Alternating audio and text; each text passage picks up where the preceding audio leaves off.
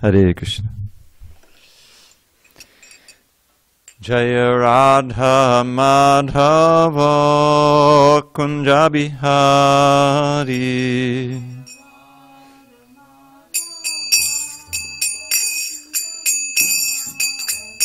Jaya Radha Madhava Kunja Bihari.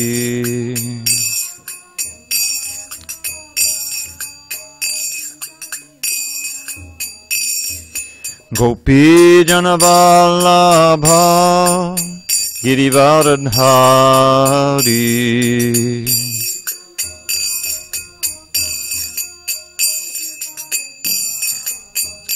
Jaya Gopi Janavallabha Girivaradhari.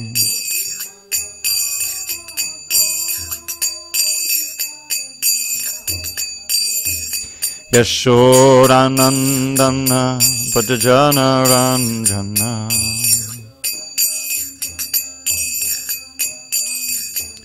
Yashodanandana Bhajana Ranjana.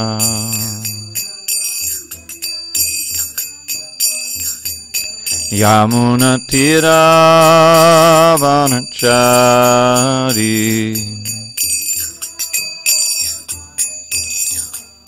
Yamuna Tira Vanachari.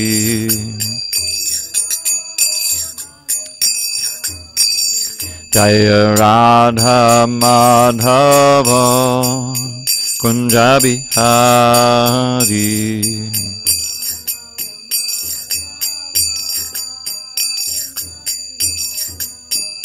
Jaya Radha Madhava Kunja Bihari.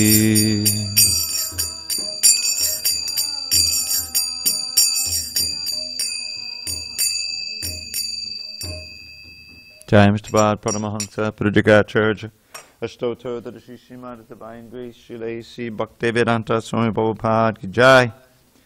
ISKCON BBT Founder Acharya Srila Prabhupada Ki Jai. Jai Om Vishnupad Paramahansa Purujagacharya Ashtoto the Shishimad Divine Grace Srila Bhakti Siddhanta Saraswati Thakur Ki Jai. Ananta Koti Vaishnavindra Ki Jai. Namacharya Srila Haridas Thakur Ki Jai. Srimad Bhagavad Gita Ki Jai, and Samaveda Bhaktavrinda Ki Jai. All glories to the assembled devotees. All glories to the assembled devotees. All glories to the assembled devotees. All glories to Shri Guru and Gauranga.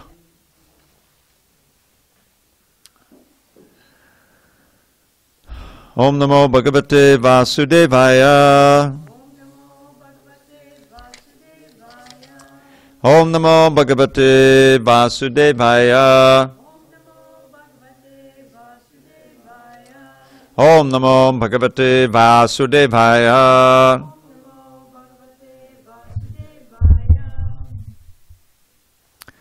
On this 6th day of June 2018 in SanDiego, we're reading from Srimad Bhagavad Gita as it is, translation and commentary by His Divine Grace A.C. Bhaktivedanta Swami Prabhupada. I'm not exactly sure where we are, but let's do 1426. And then we could... Okay. Page 587. Text 1426 in this chapter. The three modes of material nature.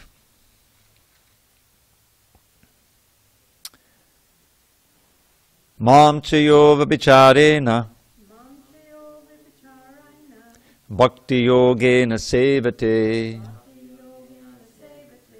sagunan samatityaitan brahma bhuyaya kalpate. Mam chayo vibicharena bhakti yogena sevate sagunan samatityaitan brahma bhuyaya kalpate. Mam chayo vyabhicharena bhakti yogena sevate sagunan samatityaitan Brahma bhuyaya kalpate.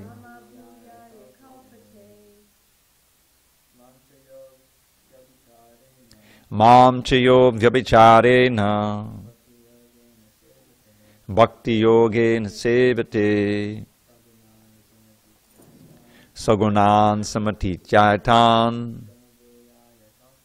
Brahma bhuyaya kalpate. Mam chayo vyabhicharena bhakti yogena sevate sagunan samathityaitan Brahma bhuyaya kalpate.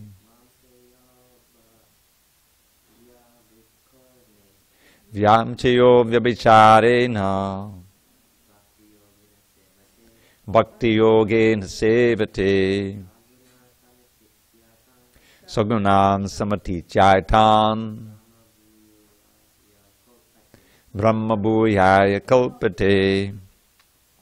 Mam, unto me, cha also, yaha, a person who, avyabhicharena, without fail, bhakti yogena, by devotional service, sevate, renders service, saha, he, gunan, the modes of material nature, samatitya, transcending, etan, all these, Brahma bhuyaya, elevated to the Brahman platform, kalpate, becomes.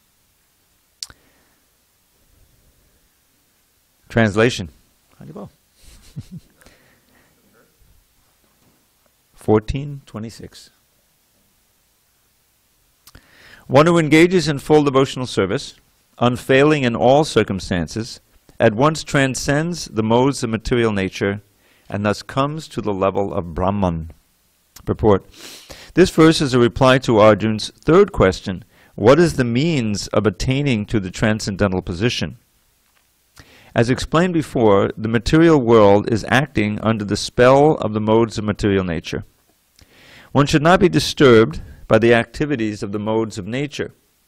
Instead of putting his consciousness into such activities, he may transfer his consciousness to Krishna activities. Krishna activities are known as bhakti yoga, always acting for Krishna. This includes not only Krishna, but his different plenary expansions such as Ram and Narayan. He has innumerable expansions. One who is engaged in the service of any of the forms of Krishna or of his plenary expansions is considered to be transcendentally situated. One should also note that all the forms of Krishna are fully transcendental, blissful, full of knowledge, and eternal. Such personalities of Godhead are omnipotent and omniscient, and they possess all transcendental qualities. So if one engages himself in the service of Krishna or his plenary expansions with unfailing determination, although these modes of material nature are very difficult to overcome, one can overcome them easily. This has already been explained in the 7th chapter. One who surrenders unto Krishna at once surmounts the influence of the modes of material nature. To be in Krishna consciousness or in devotional service means to acquire equality with Krishna. The Lord says that his nature is eternal, blissful, and full of knowledge, and the living entities are part and parcel of the Supreme, as gold particles are part of a gold mine. Thus the living entity in his spiritual position is as good as gold, as good as Krishna in quality. The difference of individuality continues. Otherwise there would be no question of bhakti yoga. Bhakti yoga means that the Lord is there, the devotee is there, and the activity of exchange of love between the Lord and the devotee is there. Therefore, the individuality of two persons is present in the Supreme Personality of Godhead and the individual person. Otherwise, there would be no meaning to bhakti yoga. If one is not situated in the same transcendental position with the Lord, one cannot serve the Supreme Lord. To be a personal assistant to a king, one must acquire the qualifications. Thus the qualification is to become Brahman, or freed from all material contamination. It is said in the Vedic literature, Brahmaiva san brahmapyeti. One can attain the Supreme Brahman by becoming Brahman. This means that one must qualitatively become one with Brahman. By attainment of Brahman, one does not lose his eternal Brahman identity as an individual soul. Om jnana timarandasya jnananjana salakaya chakshurun milatam mena tasmai shri gurave namaha. I was born in the darkness of ignorance, but my spiritual master Srila Prabhupada opened my eyes with the torchlight of knowledge. I offer my humble obeisances unto him and to all members of Sri Parampara. This is something going on the altar. You're training someone up or something? Okay. Okay. Did I do Om Jnana? I did it already. Okay. Okay, so this verse and the next verse are kind of the culmination of this chapter. As Prabhupada explains in the first sentence of the purport, this verse is a reply to Arjuna's third question. So his questions were, after Krishna has described all about the modes of nature in this chapter, most of it is dealt with the qualities of the modes and the result of being in various modes and what your destination is if you pass out of the body in the mode of goodness, passion, or ignorance.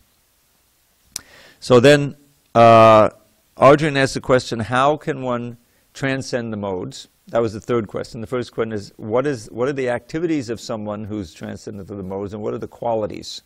And that was described in these several verses we read, 22 to 25. Oh, my Lord, what are the symptoms or characteristics of one who is transcendental? What are his behavior, and how does he transcend? So the basic quality of one who's transcended the modes is that he's equipoised. There's a tremendous equipoise, just like in the mode of goodness. One is not being pulled around by the senses as much. One is not in the mode of darkness, and in the mode of pure goodness, he's describing the mode of pure goodness. That's what Shuddha Sattva means, transcendental to the modes, otherwise known as Brahma Bhuta. This is explained also in chapter 18. So we see he does not hate illumination, attachment, delusion when they're present, or long for them when they disappear, unwavering and undisturbed through all these reactions of the material qualities, remaining neutral and transcendental, knowing that the modes alone are active, situated in the self, regards alike happiness and distress, looking upon a lump of earth, stone and gold as the same, equal toward the desirable and the undesirable. Steady, situated equally in praise and blame, honor and dishonor. And then, what does he do? He treats alike both friend and enemy. He's renounced all material activities. So that was what is his behavior. We're on page 587. So then the critical question is, how does one get to that state? Because the Brahma Bhuya platform is really necessary to engage in actual devotional service, meaning intimate reciprocation with Krishna, which was the essence of what Bhakti Yoga is all about. There's different stages. Bhakti Yoga includes Vaidhi Bhakti and Sadhana Bhakti. Vaidhi Bhakti meaning activities that are undergone not out of a spontaneous love for Krishna, but out of the understanding that following these rules and regulations will bring me to that state. And that's the state that you begin in.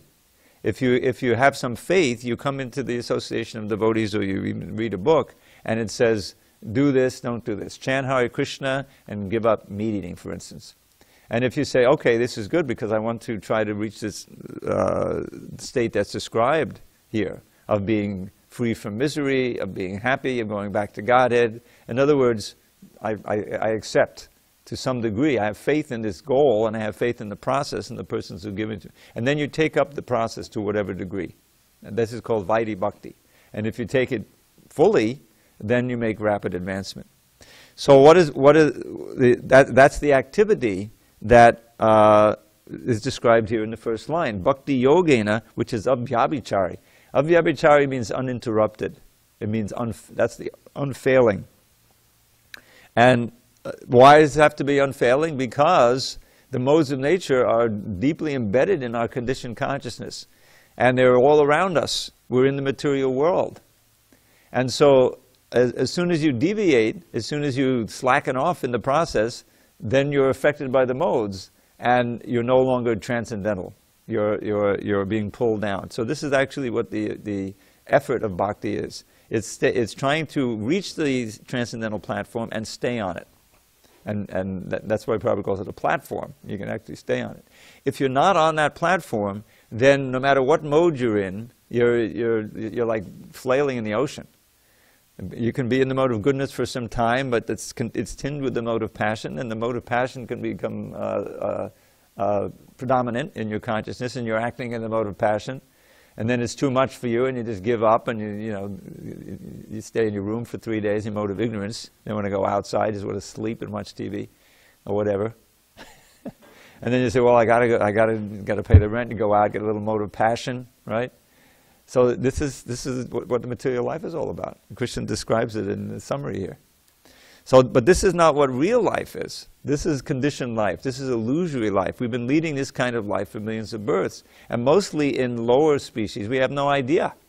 We're predominantly in the mode of ignorance. Even the trees are alive, practically totally covered. What is their consciousness? You can imagine. But the dogs, the cats, the insects, they all have consciousness, but very rudimentary. It's almost completely covered. But they know there's danger. They know there's food, they're the opposite sex, Basically, that's what they know. And that's what their life is all about. So this is Mamchi Yoga Bhakti Yogena Sevate Sagunan Samatiche. And that probably refers back to the 7th chapter. Because very same idea. There it's couched in the terms of surrender. Because surrender is the essence of bhakti, certainly of sadhana bhakti. And that is that one subordinates oneself to the master, Krishna. This is the basis of all the rasas, understanding that our independence is illusory. We don't have any independence in this world. We're under the strict demands of nature, right? But we have intrinsically, because we're part and parcel of Krishna, as Prabhupada explains in this purport, we have his qualities in minute degree. And so we have this quality of independence, but it's in minute degree, means that it's very conditioned. But we feel like we want that. And so we're illusioned to think that we're independent. But everything is conditional, Our very life here, we're not aware of it. But, we're breathing in and out, the functions are going on inside the body. As soon as there's some disruption, boom, you realize, oh, I've got to run to the doctor or whatever, In other words, everything is very conditional, and we depend totally on Krishna, even the externals that we're having.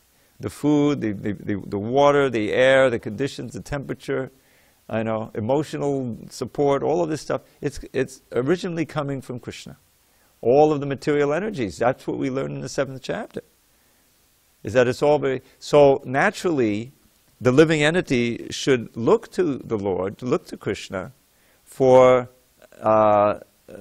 everything. In other words, we should recognize his supremacy and then serve him in a way that he will be pleased to bring us back to that spiritual world beyond the modes of nature, beyond the change of this material world.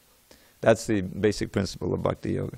So in the 7th chapter, the famous verse, Daivi Esha Gunamayi, after Krishna describes the external energies, the earth, water, fire, air, ether, he describes how the living entity is the superior energy, right? That's all in the 7th chapter. He also describes how one can begin to become conscious of Krishna by seeing him within the interactions of these material energies.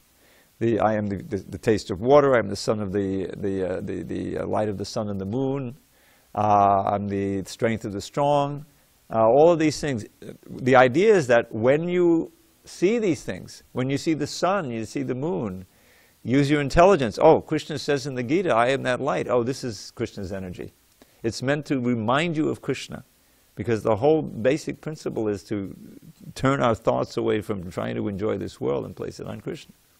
So after all that, he describes how this world is moving under these modes of nature. Tribya gunamaya bhava ebik sarvamidam mohitam nabijanati mame bhakparavavyam. And as these modes of nature work, they bewilder everybody in this world, and they forget who they are, they forget who Krishna is. So one who's intelligent, after many, many births, surrenders unto me. Bahunam janmanamante jnanavan mam papadyate. They surrender unto me. And this is the way of transcending the modes. Daiviyesha gunamayi maya doratyaya mamaviye papadyante maya metang talantite. So there's one means of passing over or passing out of the bondage of the modes, and this is talking about samatitaitan, transcending the modes. It's the same idea. So one side, he says in the 7th chapter, that one cannot break out of these modes, and Prabhupada gives a wonderful explanation in the purport that guna also means ropes. Guna can mean rope and can mean mode of activity. So we're bound hand and foot without any access to the understanding of Krishna consciousness or bhakti yoga. We're helpless here. We can adopt this philosophy, that philosophy, you know, and join this movement, that movement, quit that movement, this, and all these different things to try to solve our problems. And history is going on, but no problems are being solved. The basic problems of birth and death and old age and disease are remaining for everybody. And but Krishna consciousness gives the solution to those basic problems. And it begins with, as Arjuna did in text 7 of chapter 2, with admitting, I have no idea. And nobody who uses just the facilities of their own mind and intelligence can really come up with the perfect solution. We have to go to the transcendental perfect source of knowledge, which is ultimately Krishna. Now Arjuna is directly speaking to Krishna. He gets the information directly. This is why this Bhagavad Gita is so valuable. But also we find in the Bhagavatam, or those who are living the Bhagavatam and speaking the Bhagavatam, the same knowledge is there in more detail. The same basic principle is that we try to understand reality, who we are, why we're suffering, how to get out of it, directly from Krishna or from those who are speaking Krishna's words. And then we can rely on that. And we find that if we follow those instructions, just like, you know, Lord Chaitanya came, practically cut out so many middle steps, just chant Hare Krishna. He says, all right, look, in his Kali Yuga brains, everyone has ADHD, nobody can concentrate. Just remember this one thing, chant Hare Krishna. I've been reading the old Prabhupada Lamrita. It's a wonderful story, rereading. And that was Prabhupada's basic preaching. You know, if you just start out with the chanting, you don't know anything. You just like it. You know, come on, we have the music, here's the prasadam, you know, good fellowship, here, chant Hare Krishna. And it worked because Prabhupada was so sincere and intense and real. People came and chanted. And from the chanting, you experience a taste of transcendence. It opens up the, you know, it's become trite, the doors of perception. But that's what everyone was trying to do back in the 60s, right? With LSD and everything. But Hare Krishna really worked. And if you just use that and didn't try to mix in the drugs, you realize you can come to a state where the doors stay open. They don't open and shut, and you'll, you know, go crazy. And so it was a perfect environment. But the main thing was the chanting, chanting, chanting. And why? It's the same idea. Mam chiyova bicharena. That you're absorbed in thinking of Krishna, the sound vibration is purifying you. While you're chanting, you're transcendental, if you're absorbed in the chanting. And you get that taste of that transcendence and you realize, oh, I want this. And if you're intelligent, you do the things to try to stay on that platform. So why is it that people don't take to it? Because of the conditioning. Now he mentions in that 7th chapter, famously, well, you know, who doesn't surrender? It says, what is it?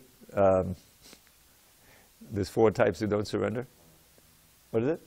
Namam dushkritano mudha papadyante nararama maya pirita jnanasura bhavamashara.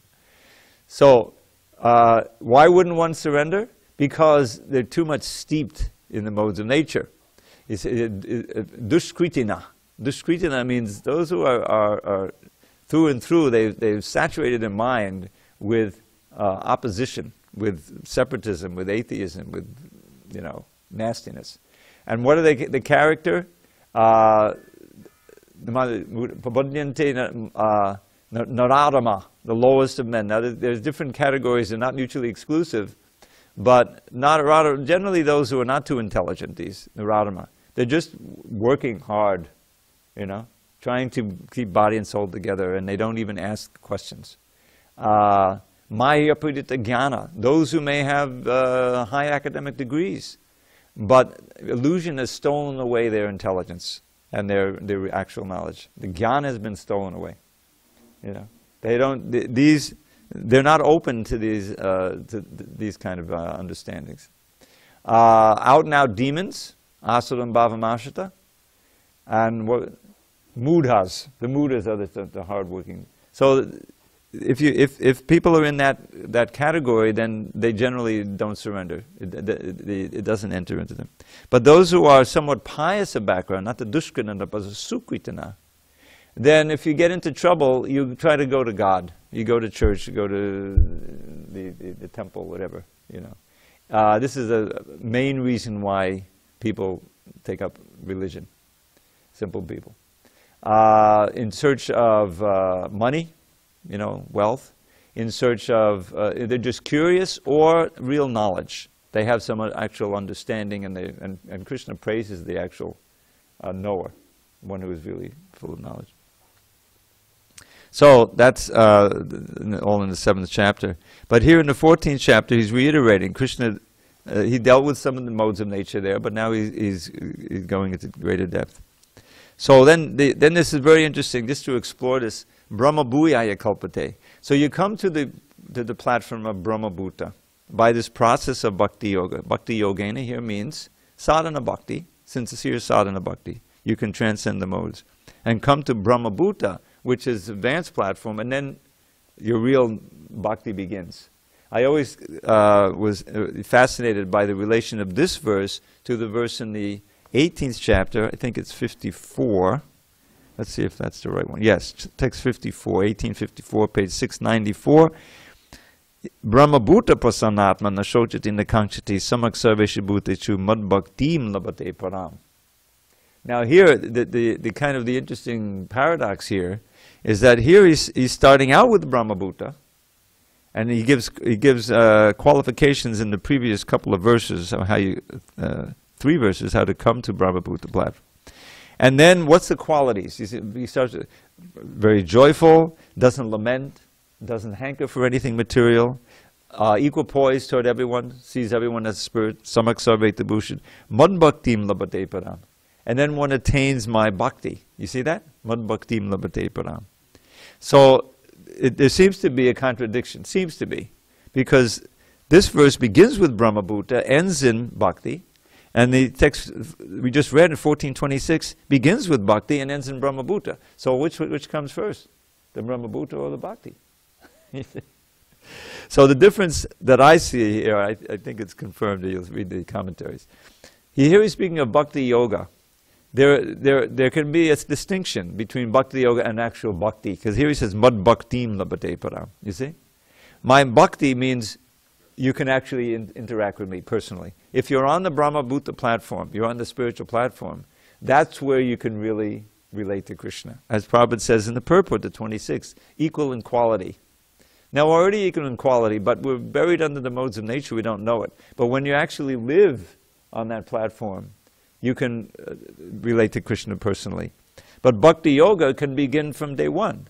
Bhakti Yoga includes all the beginning process of sadhana bhakti, you see? So this 26 is talking about Bhakti Yoga as a practice. And if one is unflinching, deviating, unfailing, then you come to this Brahma Bhuta platform and you begin real bhakti.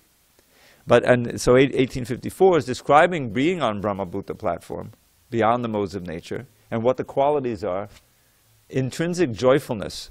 This is something we should not forget, because material life means a whole bunch of probably just meh activity, just kind of blah.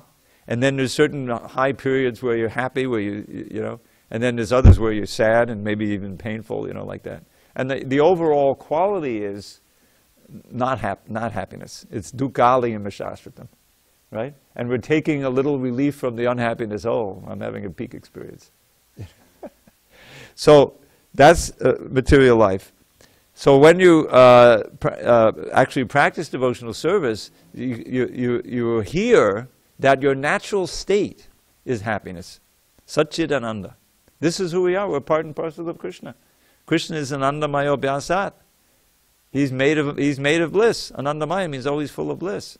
And it's proved by his activities and by what we know of him. That's the Abhyasat part.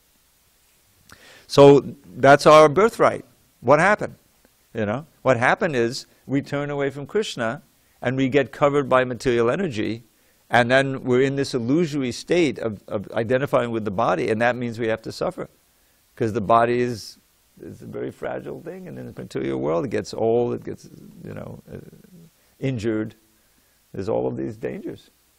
So that's why we're not happy now, but we should know that when we come to Brahmabhuta platform, it's transcending the bodily limitations and identifying ourselves as soul, as part and parcel of Krishna, remembering Krishna, that we can be happy all the time. That's unheard of on the material platform. Even in the greatest danger, just like Haridas Thakur and Prahlad Maharaj, historically, that Haridas Thakur, he was chanting Hare Krishna, even when they're beating him. The Muslims tried to execute him, they couldn't, but he wasn't even feeling the pain. He had transcended that. And he was tasting the holy name, which is the form of Ananda.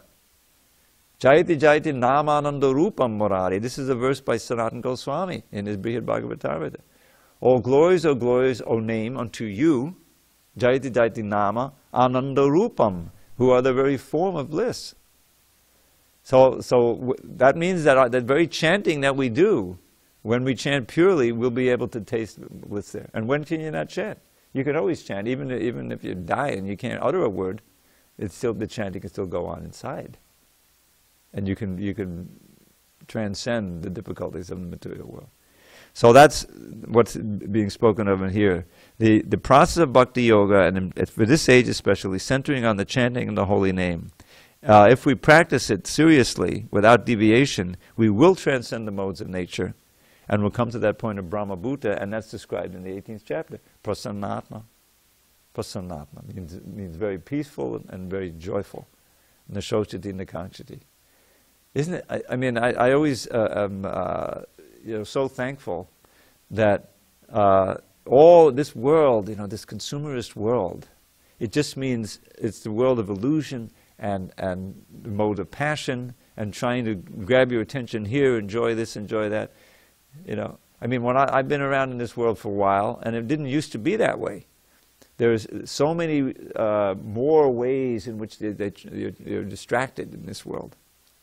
And to have the blessing of detachment, I remember we used to go down every you remember, in Friday nights, every Friday night. So we go downtown. So every big city in SanDiego, there's a downtown where the most attractive part, they try to gussy it up. There's so many restaurants, there's a movie theater there, dancing, so many things. And we chant Hare Krishna. And it's like, there's no attraction. It's not like, oh, I can't afford this, I can't afford that. It's freedom. It's freedom. When you can find the source of your happiness within. And that's really what's happening. When you chant Hare Krishna, you're contacting Krishna within and without. The point is, he's always there, always available. If you can tap into that, then you can actually be peaceful in this world, even amid all of the craziness that's going on. There's a tremendous more amount of anxiety in the last 2 years than there was even before, because of this crazy president.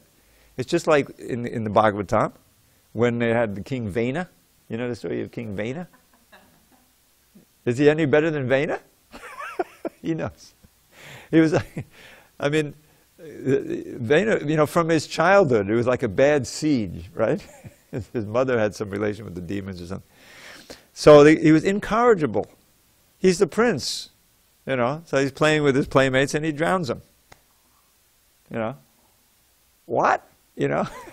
Couldn't straighten them out. The father just gets up in the middle of the night, takes sannyas. He's the king. He left. I can't stand it anymore. So now there's no king, and all the dacoits come out. Like when the lights go out, then there's all this looting going on. It's the same idea.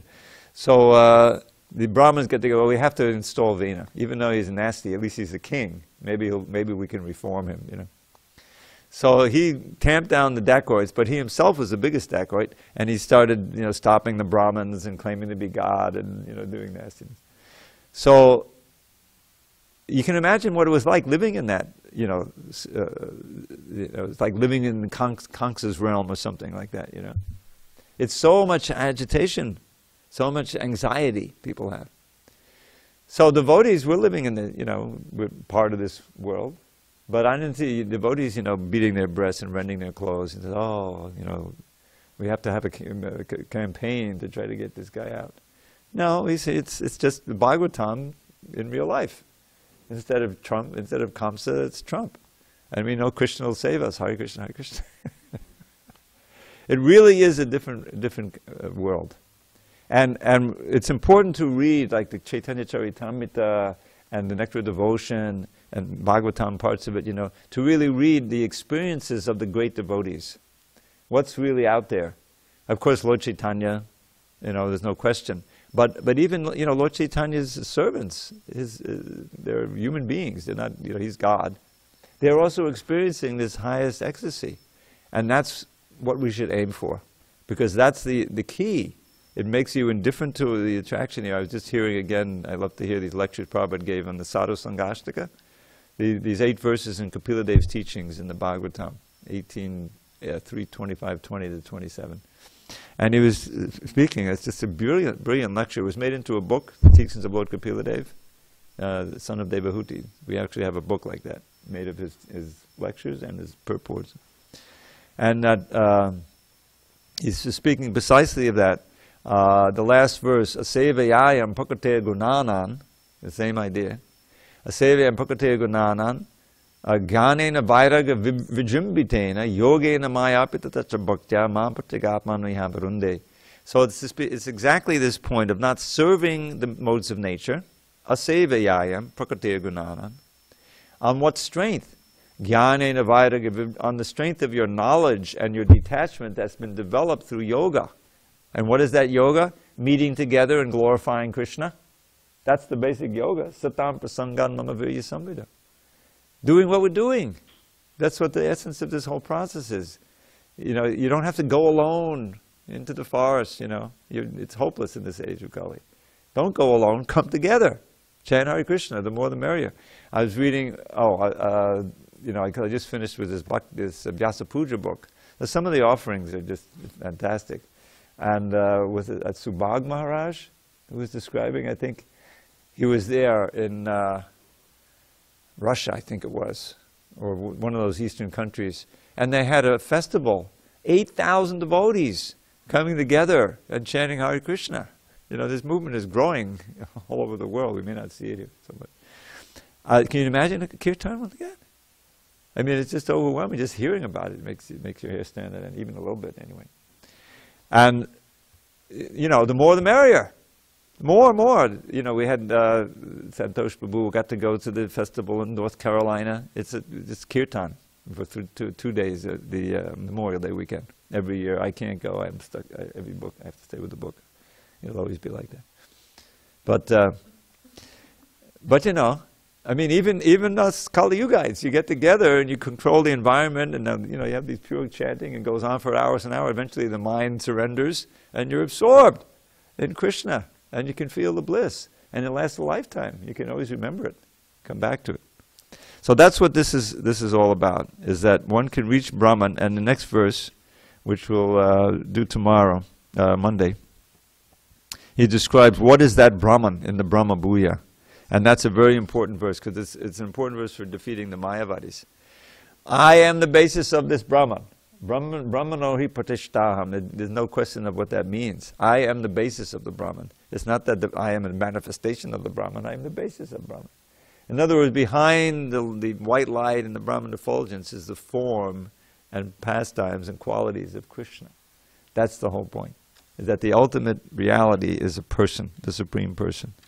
And we have an opportunity to know him and serve him. Any questions on this wonderful, important verse? Everyone should know this verse. Yes, Prabhu. Please.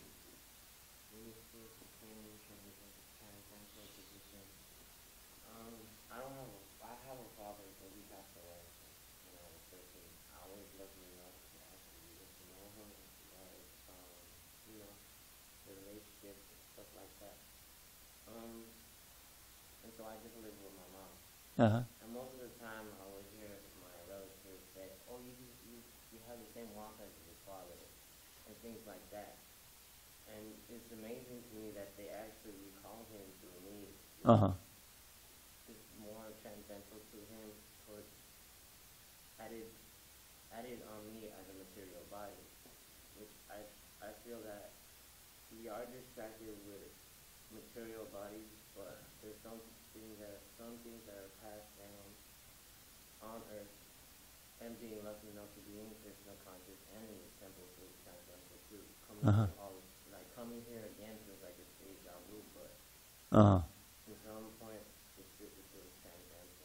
Well, let me say this, because there are many accounts in the Bhagavatam, in our main history, of sons and fathers, and an important relationship.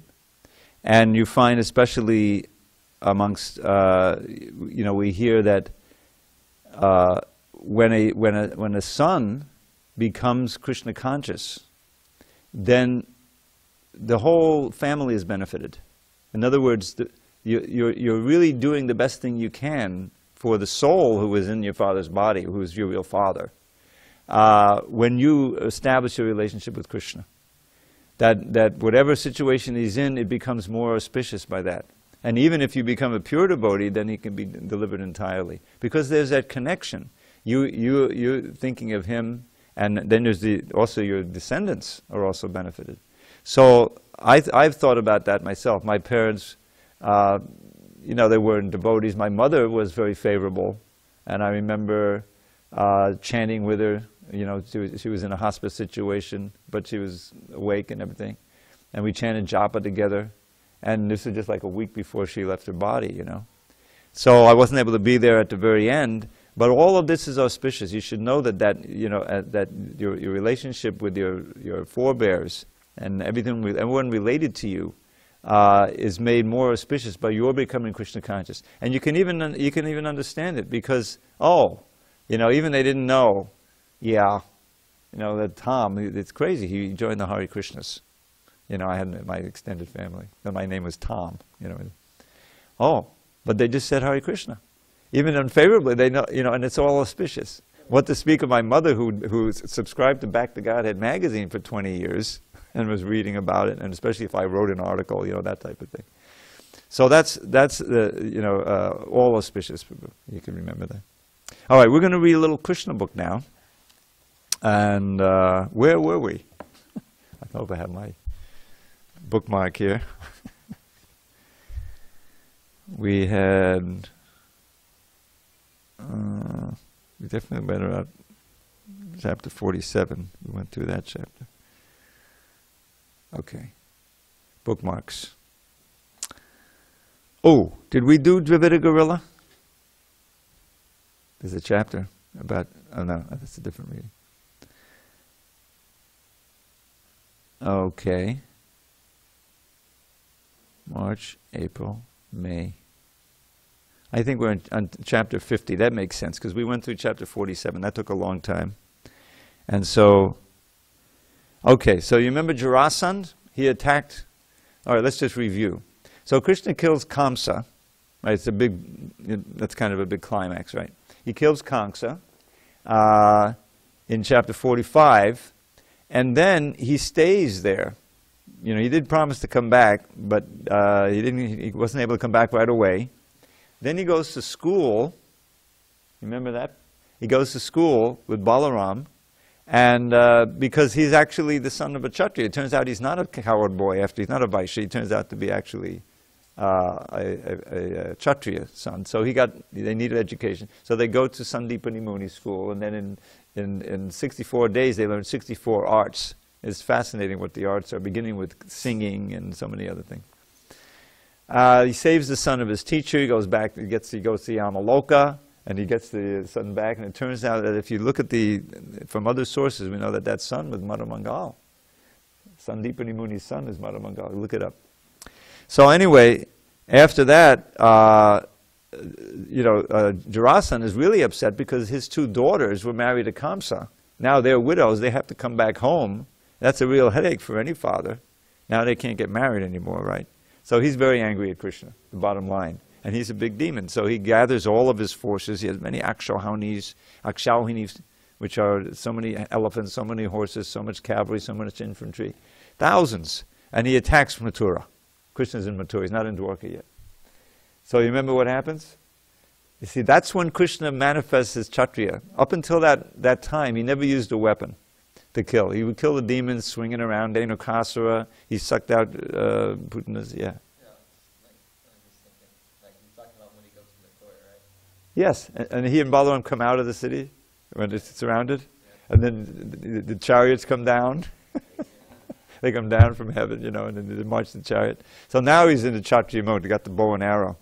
So the people in Mathura are freaking out. They get up, all the women especially, they get up on the parapets and look, and there's this little squad, you know, Krishna and Balaram in a chariot with about 12 guys maybe, you know, the warriors. And there's these thousands and thousands of soldiers and big elephants surrounding them, and they're all in anxiety.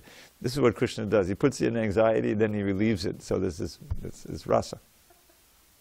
So then he starts shooting the arrows, and it's just like this rain of fire, you know, and all the elephants are dying, and so it's blood, a lot of blood, and the heads are, you know, floating like turtles and everything.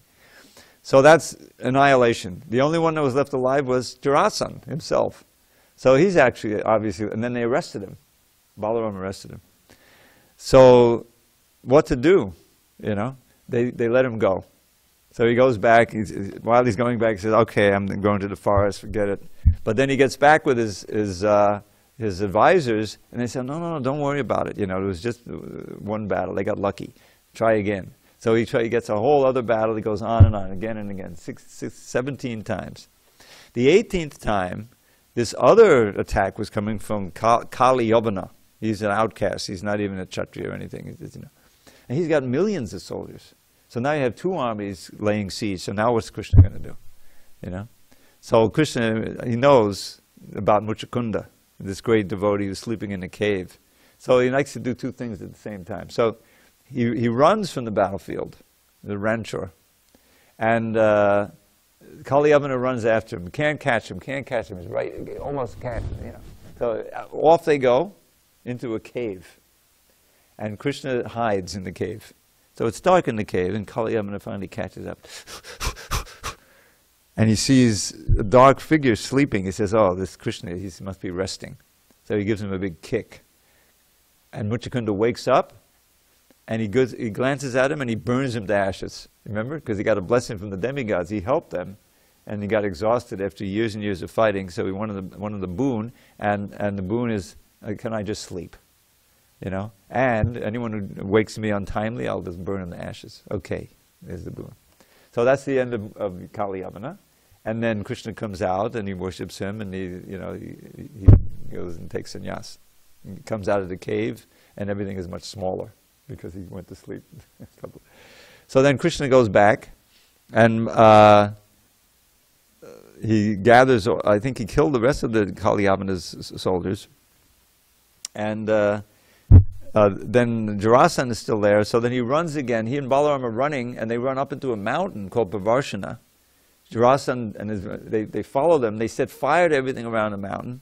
All the smoke is there. They can't see. Krishna jumps off, Butch Cassidy and the Sundance Kid, right off the cliff into the water, and they come back to Mathura, and Jarasandha he thinks that Krishna and Balaram are dead. He goes back, but meantime, Krishna has created Dwarka and moved all of the Mathura Vasis out there just to be safe, an impenetrable fort in the water.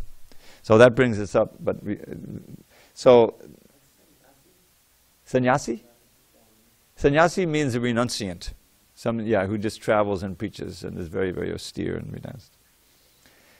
So okay, so I'm going to just review some of what I just read because that's where we are, right? While Jarasandha was attempting his 18th attack, a Yavana king somewhere to the south of Mathura became attracted by the opulence of the Yadu dynasty and also attacked the city. It is said that the king of the Yavanas, known as Kali Yavana, was induced to attack by Narada. Narada does that, to move the plot along. He sometimes encourages the demons. This story is narrated in the Vishnu Purana. Once Gargamuni, the priest of the Yadu dynasty, was taunted by his brother-in-law. When the kings of the Yadu dynasty heard the taunt, they laughed at him, and Gargamuni became angry at the Yadu kings. He decided that he would produce someone who would be very fearful to the Yadu dynasty. So he pleased Lord Shiva and received from him the benediction of a son. And he begat this son, Kalyavana, in the wife of a Yavana king. This Kalyavana inquired from Narada, "Who are the most powerful kings in the world?" Narada informed him that the Yadus were the most powerful. Thus informed, Kalyavana attacked the city of Mathura at the same time that Jarasan tried to attack it for the 18th time.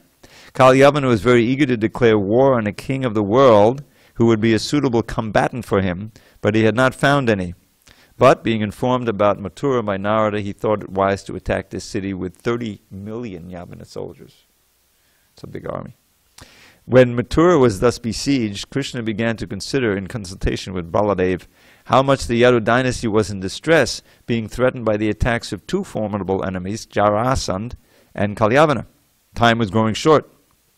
Kalyavana was already besieging Mathura from all sides, and it was expected that the day after next, Jarasandha would also come equipped with the same number of divisions of soldiers as in his previous 17 attempts.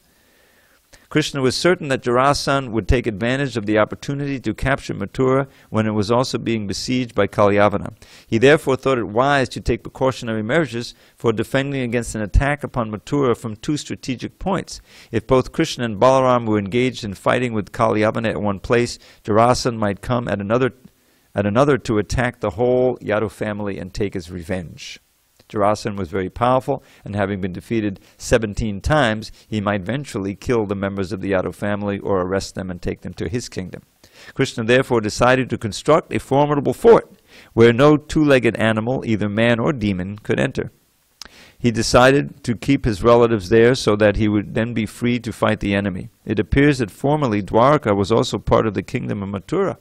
In Bhagavatam it is stated that Krishna constructed the fort in the midst of the sea. Remnants of the fort Krishna constructed still exist in the Bay of Dwarka. Krishna first of all constructed a very strong wall covering 96 square miles, and the wall itself was within the sea. It was certainly wonderful and was planned and constructed by Vishwakarma. No ordinary architect could construct such a fort within the sea, but an architect like Vishwakarma, who is considered the engineer of the demigods, can execute such wonderful craftsmanship anywhere in the universe. If huge planets can float in weightlessness in outer space by the arrangement of the Lord, surely the architectural construction of a fort covering 96 square miles within the sea was not very wonderful. It's stated in Bhagavatam that this new well-constructed city, developed within the sea, had regular planned roads, streets, and lanes. There were also well-planned parks and gardens filled with plants known as kalpavrikshas, or desires trees. Okay, so we'll continue this next time. Actually, what happened is we've been reading Nectar Devotion, so I kind of lost track. But we'll continue reading about this wonderful city of Dwarka next time. All glories to Srila Prabhupada.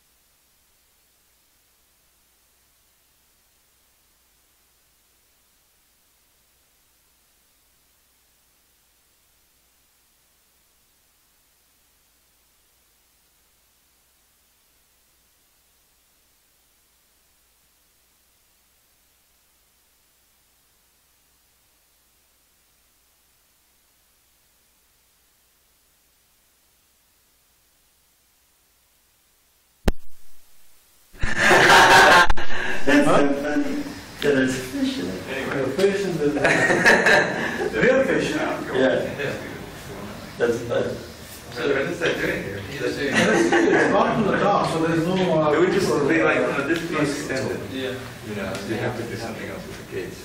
This is yours? So, yeah. Oh. Yeah. It's rare. That's Okay. Speaking of, leave it up. You know?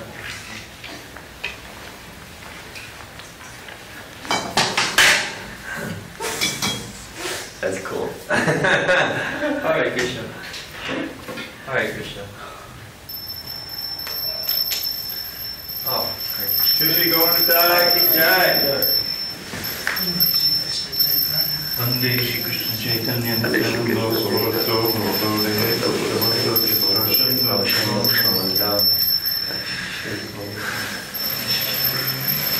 Shri Radha Giridhari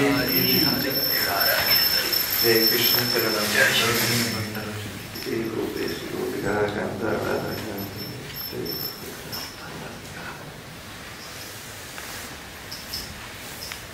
Jai Jagannath Baladev. Jai Shri Shri.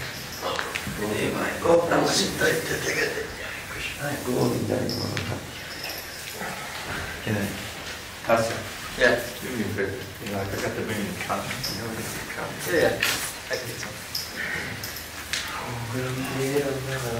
Om Vishnu Padaya Krishna Prestaya Bhutale Srimate Bhakti Vedanta Swami Iti Nami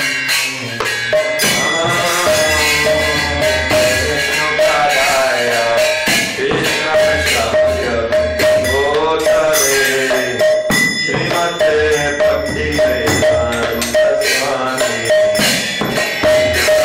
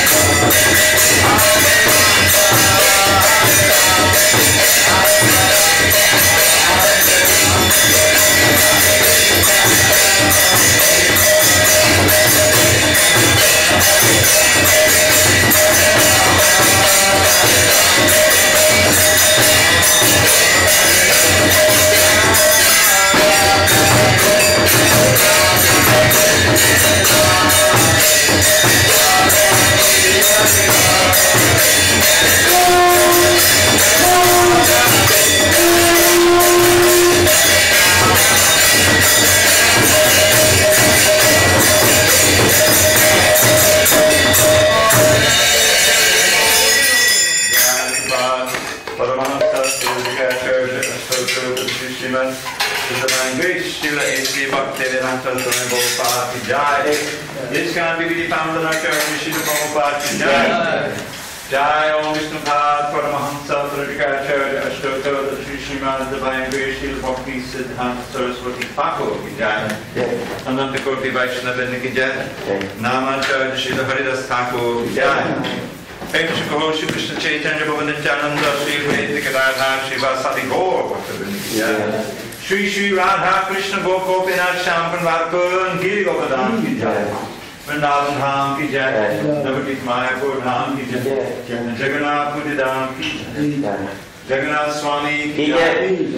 Ganga Mehi ki jai. Yamuna Mehi ki jai. Tulsi Devi ki jai. Tulsi Devi ki jai. Shri Harinam Sankirtan ki jai. Transcendental Book Distribution ki jai.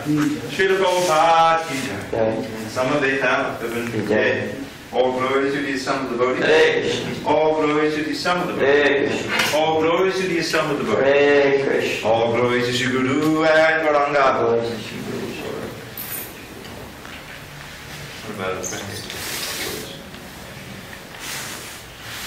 You need the words? Should I get your sheet? Yeah, I'll Namaste Narasimhaya.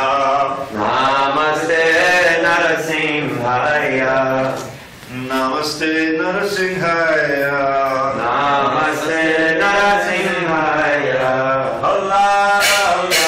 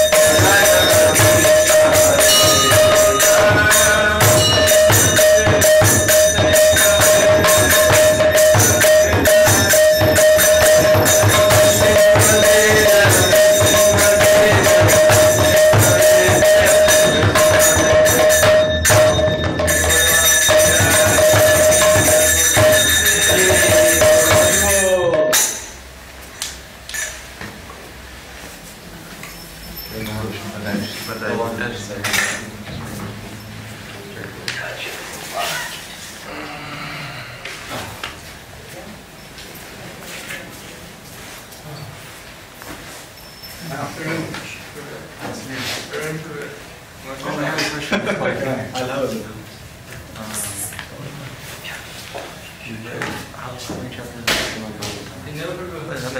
Number 16. No? There's customers. Anyone want to start for a shot? Always. Always. Hey, take a look. You don't have any paper plates? Oh, I have paper plates at home. Just remind me. Sorry, I'm going to clean the plates after. Yeah, there is no. It's okay, no problem. We have our water back there. I know. Do you want more, or is it okay? That's fine for you? One or two? How about a cookie? Is it okay? One cookie? Yeah? How about a little both? All right, I'm craving rice. This will be good. It'll take 1/3. That's it. It's good. And we have some spoons, I bet. Yeah. Ah, there we go. Fork. How do you go? The Wednesday feast. Oh. Sorry, in here. You need it. I was thinking of our kid. Huh? Close to Sunil.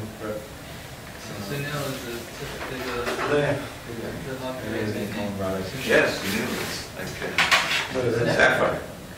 Yeah, it's a very nice blue color. Sunil, yeah. Yeah.